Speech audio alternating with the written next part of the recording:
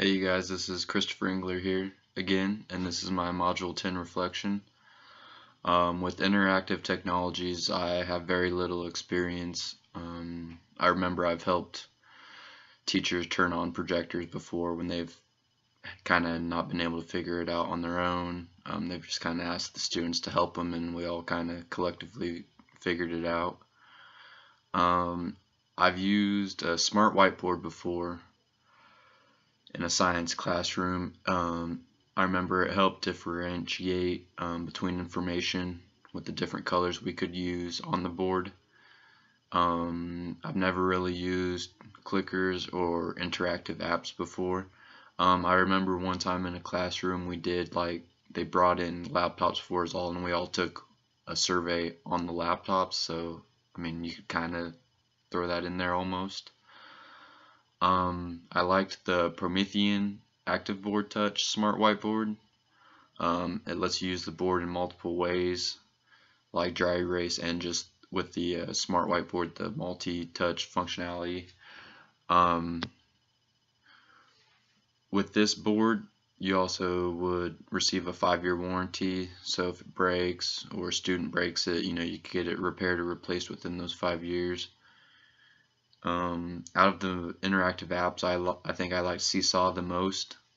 With Seesaw, the name ties into a physical activity, a seesaw, so I kind of like that. With me being a physical education major, it connects students to school and family, and which I think is good to do. You need to get students' families involved in their learning as well. The students can make their own portfolio with Seesaw, which I like that, so they could use that after the class is done with. They could use it still in the future. They could keep on adding to it if they wish to, and it'd be something they could always have. If I had to choose between one of these two interactive technologies, I would choose the application.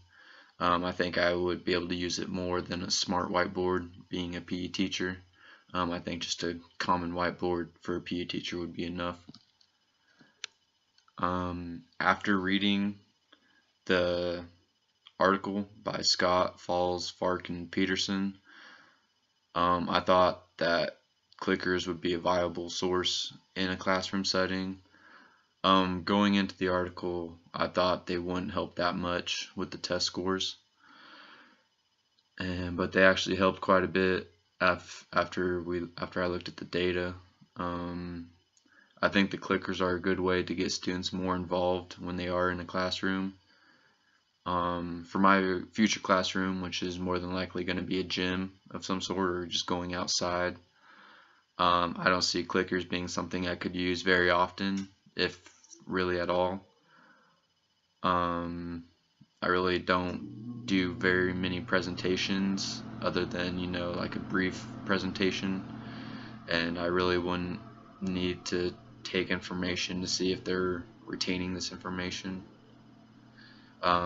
Most of my students get their knowledge from actually moving their bodies and using their bodies in different physical activities. But yeah guys, that's my Module 10 reflection. Thank you.